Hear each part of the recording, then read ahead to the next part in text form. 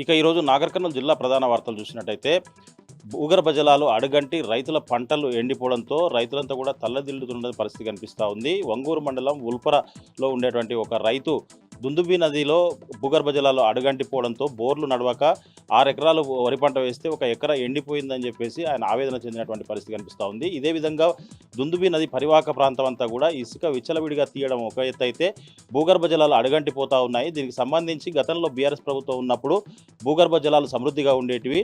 KLI project ద్వారా water వచ్చి చెరువులకు వదలడంతో చెరువులో ఉన్నటువంటి నీళ్లు ఎక్కువగా ఉండి మత్తడి దుంకడంతో ఆ నీళ్ళన్నీ దుందుబి నదిలోకి వస్తుండే. ఇప్పుడు ప్రస్తుతం ఆ పరిస్థితి లేకపోవడంతో కేఎల్ఐ నీళ్లు రాకపోవడంతో భూగర్భ జలాలు అడుగంటి పంటలు ఎండిపోవడంతో రైతులంతా కూడా ఆందోళన చెందుతున్న పరిస్థితి కనిపిస్తూ ఉంది. ఇప్పటికైనా దుందుబి నదిలోకి కేఎల్ఐ ప్రాజెక్టు వాటర్ వదిలితేనే పంటలు సమృద్ధిగా పండుతాయని, లేని పక్షంలో ఎండిపోతాయి కాబట్టి ప్రభుత్వం వెంటనే నీటిని విడుదల చేయాలని రైతులు డిమాండ్ చేస్తున్నటువంటి పరిస్థితి కనిపిస్తుంది. మరొక వార్త చూసినట్టయితే నాగర్ కర్నూలు మెడికల్ కళాశాలలో ర్యాగింగ్ కలకలం రేగింది. దీనికి సంబంధించి 28వ తేదీన కళాశాలలో ఉన్నటువంటి హాస్టల్లో, బాయ్స్ హాస్టల్లో 3 సీనియర్ విద్యార్థులు, 1 జూనియర్ విద్యార్థిపై ర్యాగింగ్ పాల్పడ్డారు.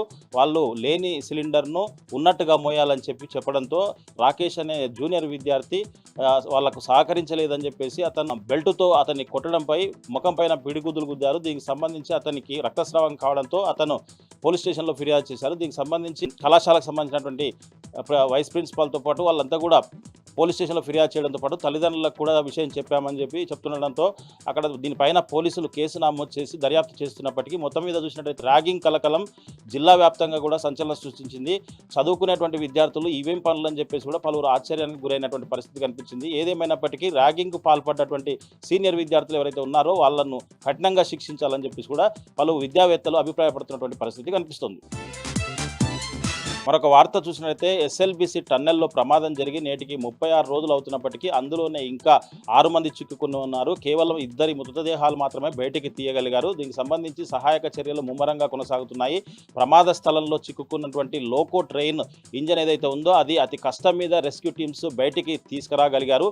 దీనికి సంబంధించి అధికారులు ఎప్పటికప్పుడు దాన్ని పైన పరిశీలి చేస్తున్నప్పటికీ లోపల ఏదైతే 30 మీటర్ల లోపు ప్రమాదం పొంచి ఉందో దానికి సంబంధించినటువంటి కంచె కూడా ఏర్పాటు చేసినటువంటి పరిస్థితి కనిపిస్తూ ఉంది. లోపలికి వెళ్ళాలంటే కూడా రెస్క్యూ టీంలకు అతి భయంకరమైన పరిస్థితులు ఉన్నాయని చెప్పేసి అక్కడికి లోపలికి వెళ్ళొద్దని చెప్పేసి, ఇంకా కొంత టైం కూడా పడుతుందని చెప్పేసి, మిగతా మృతదేహాలు బయటికి తీసుకురావడానికి ఇంకా సమయం పట్టే అవకాశం ఉందని చెప్పేసి కూడా లోపలికి వెళ్ళొచ్చినటువంటి వాళ్ళు కూడా చెప్తున్నటువంటి పరిస్థితి కనిపిస్తూ ఉంది.